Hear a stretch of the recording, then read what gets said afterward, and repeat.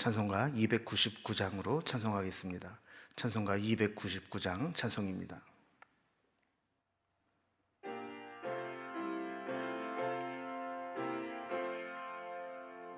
하나님 사랑은 온전한 참사랑 내 맘에 부어주시사 충만케 하소서. 내 주님 참사랑 햇빛과 같으니 그 사랑 내게 비추사 뜨겁게 하소서. 그 사랑 앞에는 풍파도 그치며 어두운 밤도 환하니 그 힘이 크도다. 하나님 사랑은 온전한 참사랑 내 맘과 영에 채우사 새 힘을 주소서. 아멘.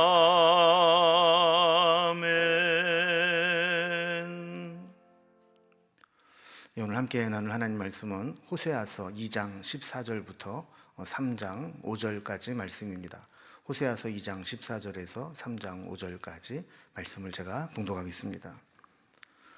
그러므로 보라, 내가 그를 타일로 거친 글로 데리고 가서 말로 위로하고 거기서 비로소 그의 포도원을 그에게 주고 악을 골짜기로 소망의 문을 삼아 주리니 그가 거기서 응대하기를 어렸을 때와 애굽 땅에서 올라오던 날과 같이 하리라. 여호와께서 이르시되 그날에 네가 나를 내 남편이라 일컫고 다시는 내 바알이라 일컫지 아니하리라. 내가 바알들의 이름을 그의 입에서 제거하여 다시는 그의 이름을 기억하여 부르는 일이 없게 하리라. 그날에는 내가 그들을 위하여 들짐승과 공중의 새와 땅의 곤충과 더불어 언약을 맺으며 또 이 땅에서 활과 칼을 꺾어 전쟁을 없이 하고 그들로 평안히 눕게 하리라. 내가 네게 장가들어 영원히 살되 공의와 정의와 은총과 긍휼이 여김으로 네게 장가들며 진실함으로 네게 장가들리니 네가 여호와를 알리라. 여호와께서 이르시되 그날에 내가 응답하리라. 나는 하늘에 응답하고 하늘은 땅에 응답하고 땅은 곡식과 포도주와 기름에 응답하고 또 그것들은 이스라엘에 응답하리라. 내가 나를 위하여 그를 이 땅에 심고 긍휼히 여김을 받지 못하던 자를 긍휼히 여기며 내 백성이 아니었던 자에게 향하여 이르기를 너는 내 백성이라 하리니 그들은 이르기를 주는 내 하나님이시라 하리라 하시니라. 여호와께서 내게 이르시되 이스라엘 자손이 다른 신을 섬기고 건포도와 과자를 즐길지라도 여호와가 그들을 사랑하시나니 너는 또 가서 타인의 사랑을 받아 음녀가 된 그 여자를 사랑하라 하시기로 내가 은 15개와 보리 한 호멜 반으로 나를 위하여 그를 사고 그에게 이르기를 너는 많은 날 동안 나와 함께 지내고 음행하지 말며 다른 남자를 따르지 말라. 나도 그에게 네게 그리하리라 하였노라. 이스라엘 자손들이 많은 날 동안 왕도 없고 지도자도 없고 제사도 없고 주상도 없고 에봇도 없고 드라빔도 없이 지내다가 그 후에 이스라엘 자손이 돌아와서 그들의 하나님 여호와와 그들의 왕 다윗을 찾고 마지막 날에는 여호와를 경외함으로 여호와와 그의 은총으로 나아가리라. 아멘. 하나님은 호세아서를 통해서 호세아와 결혼하게 한 음탕한 고매를 통해서 이스라엘 백성들이 그렇게 하나님을 배반하고 우상 숭배와 범죄함으로 하나님과의 언약을 어겼다라는 것을 이렇게 보여주셨습니다. 그 결과 하나님은 강압적으로라도 그들에게 은혜를 거두시고 또 죄악으로 가지 못하도록 심판하여 막으시면서 그들이 깨닫고 하나님께로 돌아오기를 원하셨습니다. 그 과정에서 이스라엘 백성들은 하나님께 받았던 은혜와 축복들을 다 잃어버리고 말았죠. 오늘 본문은 이제 그런 상황에서 다시 하나님께서 그들을 돌아오게 하시고 또 돌아오면 받아주시고 이전의 관계를 회복시켜 주실 것을 말씀하는 내용입니다. 그래서 이러한 하나님의 의지를 호세아에게 그런 음란한 여자를 찾아가서 다시 재결합하게 만들고 그를 다시 받아주라 하는 말씀으로 이어지게 됩니다. 어떻게 보면 이거는 인간의 심성으로는 도저히 이해할 수 없고 실천할 수 없는 일이죠. 그러나 하나님은 그렇게 하시겠다라는 겁니다.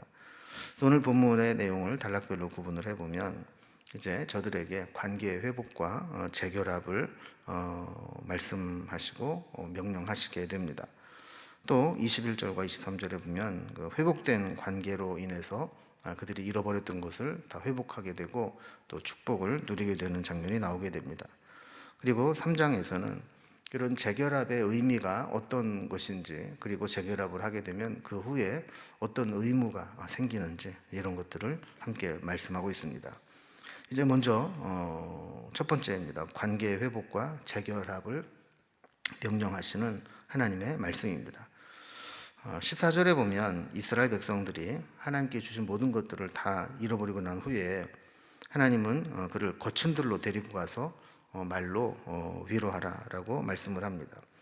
이게 보면 뭐 타일러라 하는 말과 위로하라 하는 이제 말씀이 나오게 되죠. 타이른다는 것은 잘 구슬러서 잘못을 깨닫고 돌이키도록 하는 거죠.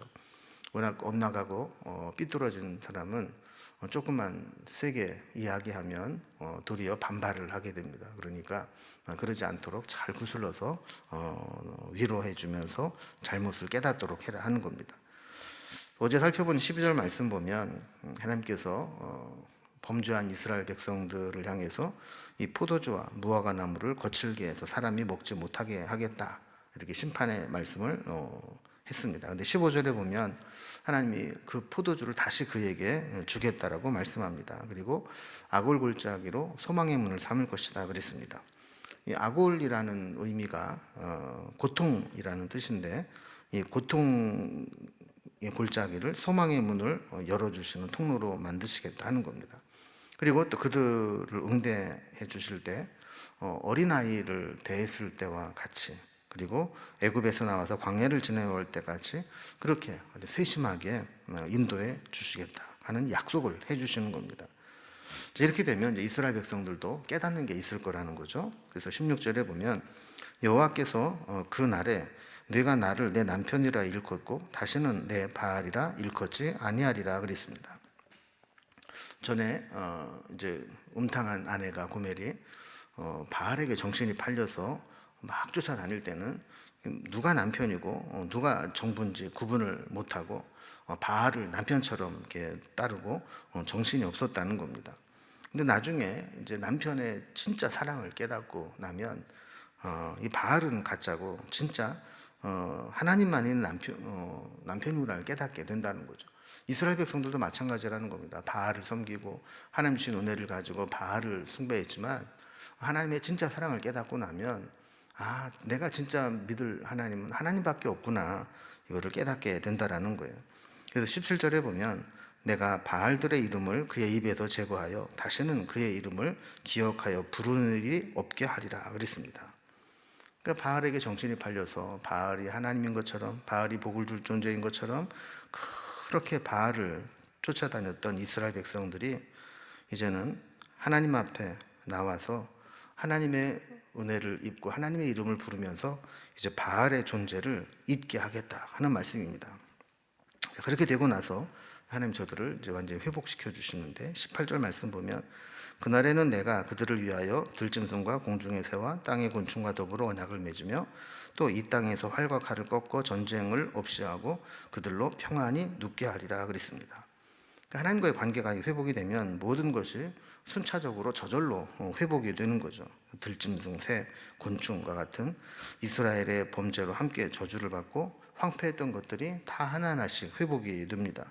또 주변에 전쟁이 없어지고, 전쟁이 없어지니까 평안이 눕고 평화가 되찾아오게 됩니다.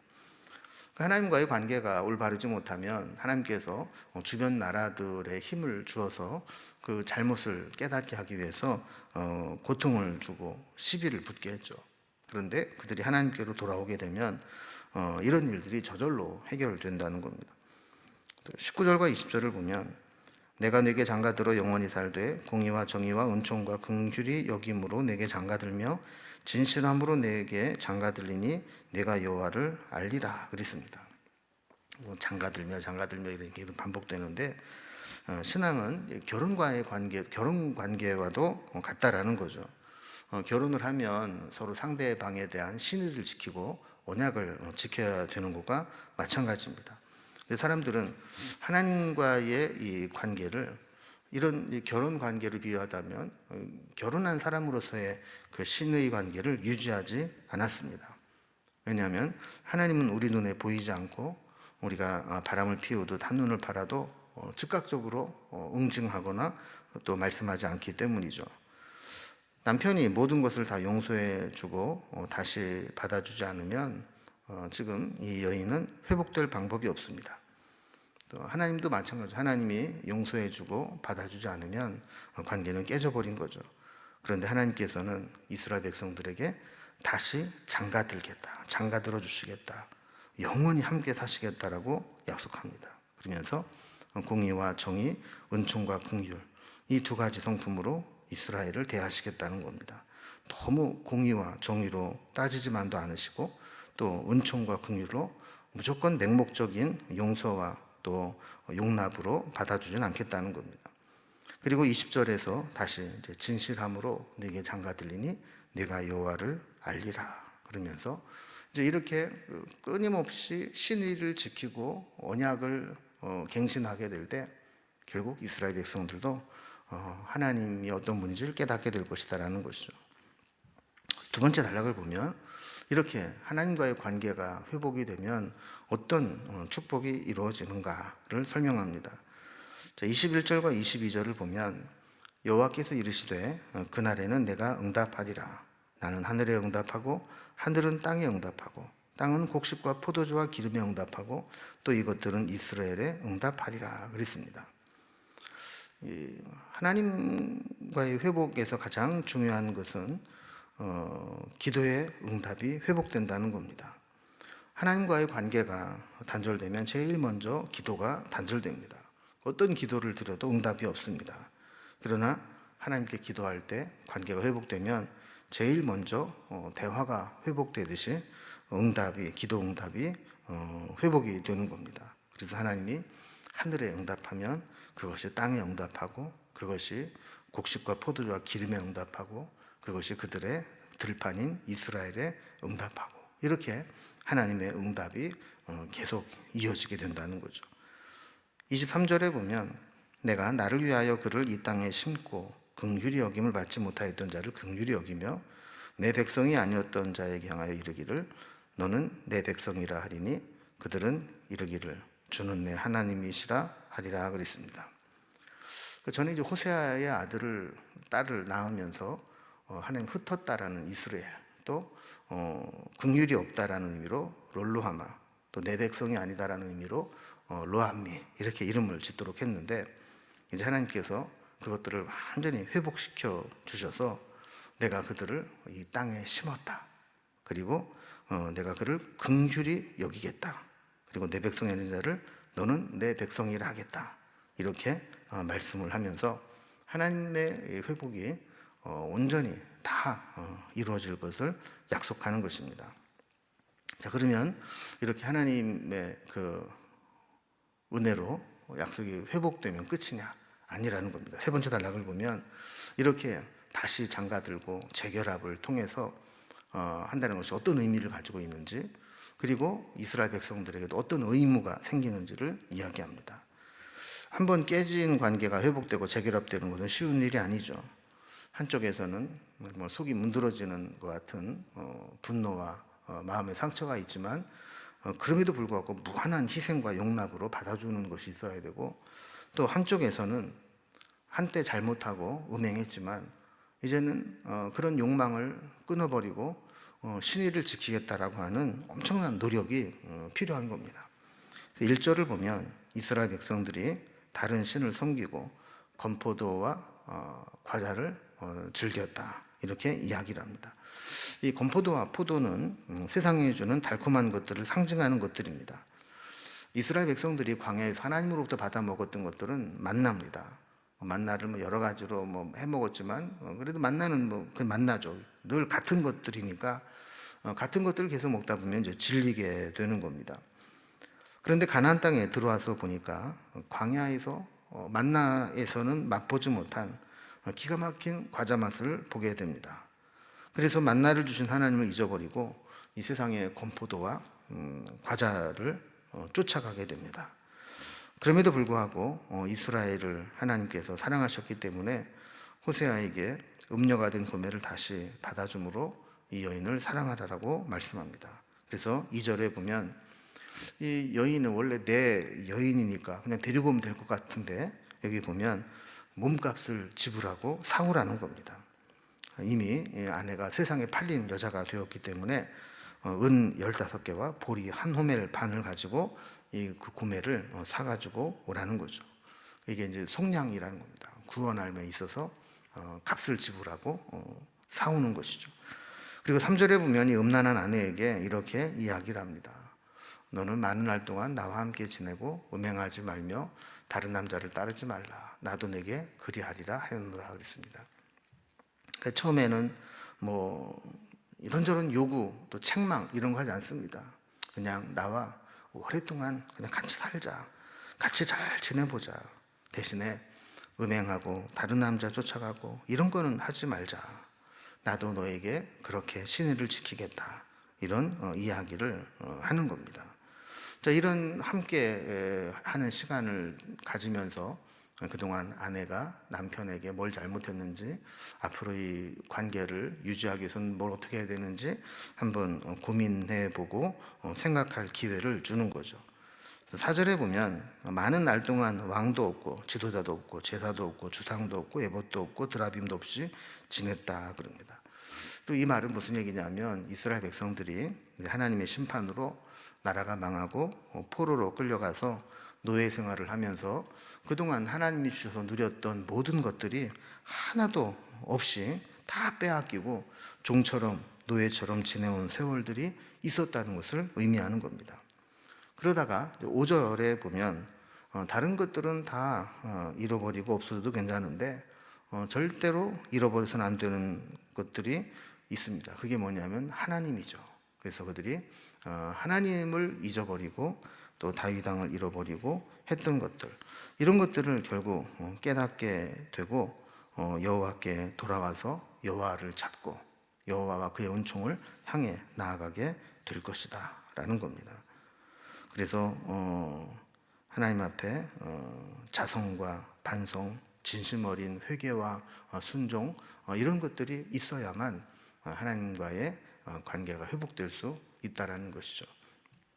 하나님께서는 엄청난 그런 희생을 감수하면서 이 음탕한 여인을 되찾아오는 이 호세아의 심정이 바로 하나님의 심정이다, 이런 것들을 말씀하면서 하나님이 그렇게 다시 회복하고 재결합을 하게 했다면 이제 은혜를 입은 이스라엘 백성들 또 고멜의 입장에서는 다시는 그런 음탕하고 또 다른 곳에 한눈 팔지 않는 그런 것들이 필요하다라는 겁니다. 여러분, 우리도 마찬가지입니다. 하나님의 은혜를 입어서 수없이 많은 잘못과 범죄와 실수를 통해서 살아왔지만 하나님이 다 용납해 주셨습니다. 그렇다면 그것을 악용해서 마음대로 살아도 되겠구나, 이런 것이 아니라 정말 이제라도 하나님의 신의에 보답하는 마음으로 나도 내가 해야 될 사명을 감당하고 하나님의 뜻대로 살아야 되겠구나 라고 결단하며 살아갈 수 있기를 주님의 이름으로 기원합니다. 기도하겠습니다.